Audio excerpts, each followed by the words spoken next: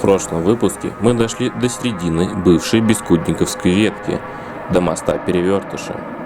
Проделав путь через бывшую станцию Дзержинская и Институт пути, я через 1,5 часа оказался в парке, где когда-то находились секретные лаборатории.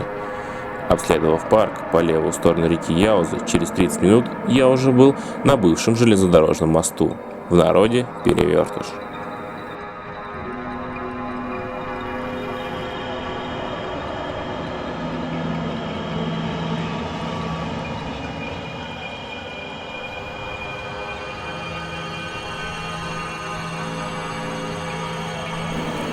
Продолжаем наше путешествие по бывшей Бескудниковской ветке и переходим через знаменитый мост Перевертыш на другую сторону реки Яузы и попадаем в район Отрадное. Перейдя через реку, можно забыть уже про секретные подземные лаборатории ЦНИИСа, ведь на правом берегу Яузы нас ждут не менее интересные объекты, которые обслуживала Бескудниковская ветка. При выходе с моста мы тут же оказываемся на разворотном кругу и попадаем на территорию бывших хозяйств ВДНХ. По правую сторону от железной дороги находится карантин Всероссийского выставочного центра, на который отправлялся скот на изоляцию перед показами на выставке. По левую сторону до сих пор еще осталась промзона и гаражи ВДНХ. Сейчас мы направляемся на опустевшую территорию бывшего карантина. Еще лет 5 назад тут можно было встретить немного больше построек, но после благоустройства парка строения вдоль дорожки были снесены. Свою историю карантин ВДНХ начинает параллельно с самой выставкой, примерно в 1939 году. Перед участием на выставке в обязательном порядке проводился осмотр животных, включавший, помимо ветеринарного заключения, также оценку их породных качеств по 100-бальной системе. Экспертизы длились на всем периоде содержания животных в карантине, при котором оценивалась порода, экстерьер, физическое состояние, работоспособность и качество потомства. В павильон животное поступало уже с суммарной оценкой и описанием своих качеств. Сама выставка была направлена на подъем сельскохозяйственной деятельности в стране. Стремление победить на выставке приводило к улучшению качества продукции. В военное время выставка и карантин были закрыты и открылись лишь в 1954 году.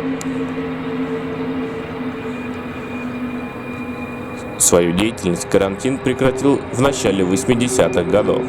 При ветеринарном осмотре животных была обнаружена страшная вирусная болезнь. В срочном порядке было решено уничтожить весь скот и захоронить его севернее самого карантина, неподалеку от спортивного комплекса Медведково, построенного уже в начале нулевых. Место захоронения было даже местом паломничества сектантов. В 2004 году на этом месте было решено построить горнолыжный склон, но стройка не увенчалась успехом, и сейчас на этом месте уютный парк. Сам карантин ВДНХ еще пытались использовать до 1982 года и держали там лошадей. А затем он пустовал до начала нулевых годов и был практически полностью снесен. На краю территории карантина до 2016 года еще можно было видеть останки бывшей водонапорной башни карантина. Гуляя в детстве, я даже не догадывался, для чего она была нужна.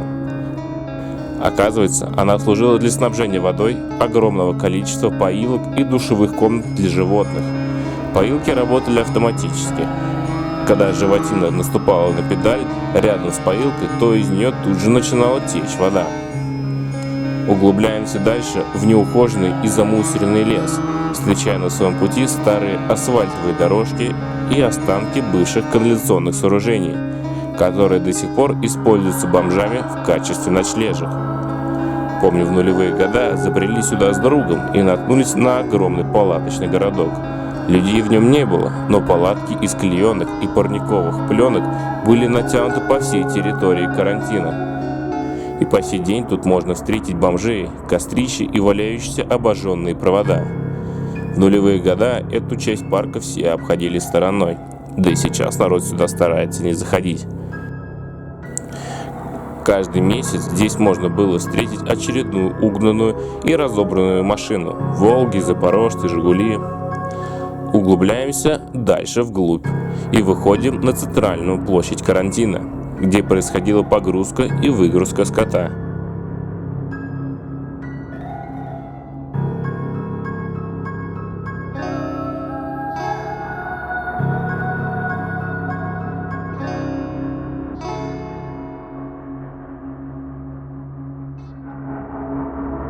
Рядом с главной площадью остались еще останки КПП и старой трансформаторной подстанции. С этим полуразрушенным зданием связана очередная разборка уже начала нулевых. В начале 2000 года начали активно развиваться молодежные движения – скинхеды, панки, рокеры, рэперы, эмо и так далее. В старом заброшенном здании собиралась молодая рок-группа, где репетировала свои песни по вечерам и ночам.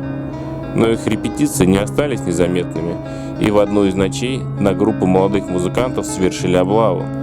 Фанаты другого музыкального направления, предположительно рэперы, подожгли бывшую трансформаторную подстанцию. В отличие от массовой разборки на мосту, про которую я рассказывал в прошлой серии, жертв в этой потасовке не было, да и милиции тоже. С тех пор это место стало пристанищем бомжей и служило центром целого палаточного городка. На данный момент территорию планируют выкупить для застройки пиковскими домами, а сельскохозяйственную улицу продлить до улицы Мусорского. Продолжаем наш путь дальше по территории бывшего карантина и выходим к бывшей фабрике по производству и ремонту кассовых аппаратов. С 90-х годов завод находился в полузаброшенном состоянии, и проходя вдоль забора и заглядывая в щелки, можно было увидеть много чего интересного на территории бывшей фабрики. Несмотря на заброшенный вид завода, территория всегда была обтянута свежей колючей проволокой, а дыры в заборе латались только так. Ходили легенды, что завод в любой момент мог перейти в военный режим и начать производить спецпродукцию на фронт. Какой именно, легенды умалчивают.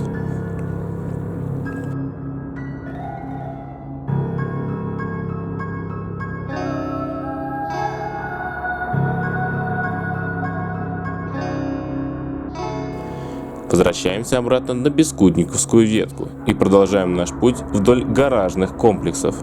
По левую сторону от ветки до сих пор можно встретить хозяйственные постройки ВДНХ, где до сих пор можно встретить уборочную технику.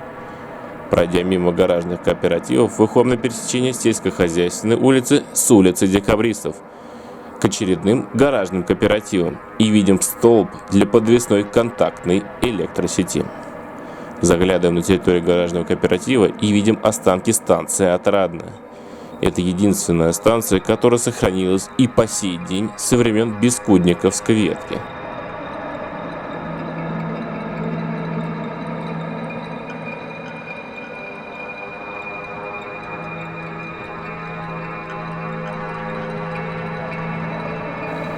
Напротив платформы «Отрадная» до сих пор находится НИИ точных приборов, основанный в 1952 году на базе завода номер 499 в городе Бабушкин Московской области.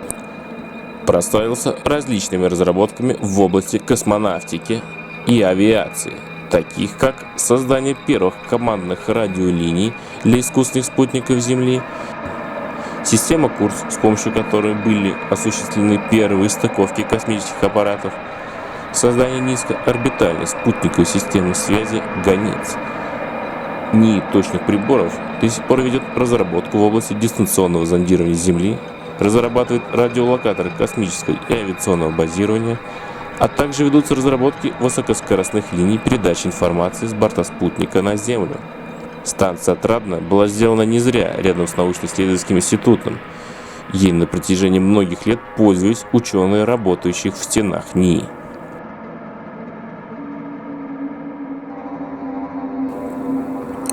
Продолжаем дальше наш путь вдоль улицы Декабристов, где когда-то проходила Бескудниковская ветка, и направляемся в сторону платформы Слободка. Данный участок пути был прямым и самым длинным. В середине 80-х, когда железнодорожное полотно было уже сильно изношено и поезда тут еле ползли, местная ребятня любила играть с поездом на перегонки верхом на велосипедах. Погоня шла по параллельно идущей улице Декабристов, и зачастую медленно ползущий поезд удавалось обогнать. этот участок дороги был разобран один из первых уже в середине 80-х, и на этом месте были построены новостройки. Поэтому в этих краях мало чего осталось от бывшей ветки. На пересечении 3 дорог, улицы Декабристов, улицы Пестеля и проезда Якушкина, находится памятник Бескудниковской железнодорожной ветки, который состоит из участка железнодорожного пути, оставшегося столба подвесной контактной электросети с подвешенным к нему фонарем, металлического паровозика и стенда с историей железной дороги. Направляемся дальше к станции метро Отрадная. Около метро уже ничего не напоминает о когда-то существовавшей тут железнодорожной ветке. Далее продолжаем свой путь вдоль улиц Декабристов вплоть до Алтуфьевского шоссе. Не доходя до развязки, находилась предпоследняя станция Бескудниковской ветки, платформа Слободка. Под автомобильным мостом до сих пор еще остался пролет для железной дороги.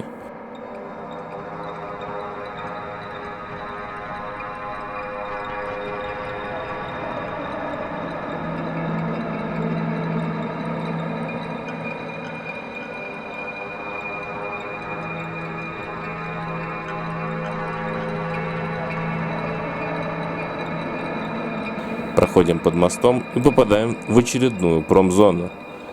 По левую сторону научно-исследовательский и конструкторский институт монтажной технологии «Атомстрой», который был основан в 1956 году и занимается разработкой технологических процессов монтажа, ремонта и вывода из эксплуатации ядерных объектов.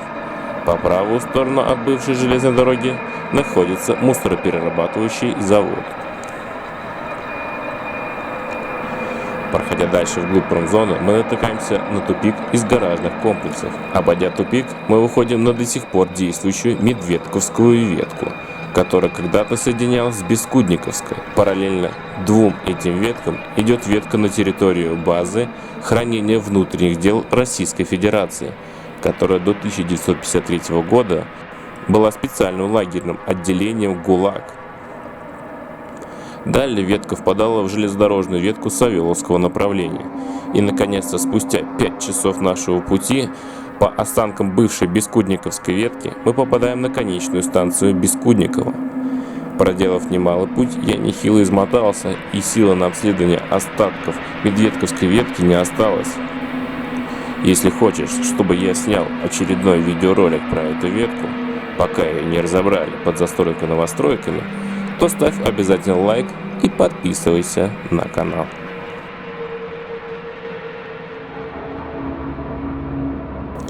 В период с начала 60-х и до начала 70-х по Бескудниковской ветке ходила одна единственная 4-вагонная электричка типа Р2 в челночном режиме. За сутки поезд успевал пройти туда и обратно 11 раз. При этом путь от одной конечной до другой занимал менее 15 минут. Ветка была изолирована от других, поэтому расписание поездов не зависело от конечных веток. В конце 70-х при развитии железнодорожных путей у станции Института пути были предприняты изменения в расписании и добавлен еще один электропоезд для уменьшения интервалов в часы пик. Но уже в 1984 году было решено вернуть один поезд, но уже с 6 вагонами, а маршрут сократить до станции Институт пути.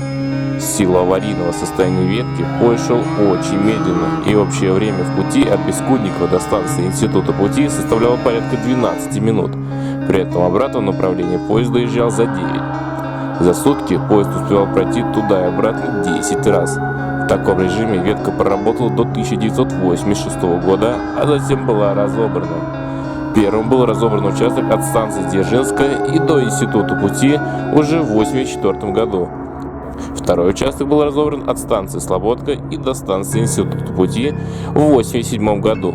Дольше всего просуществовали участки пути от станции Бескудникова и до станции Слободка, и от станции Лосиноостровская до станции Дзержинская, аж до 2005 года.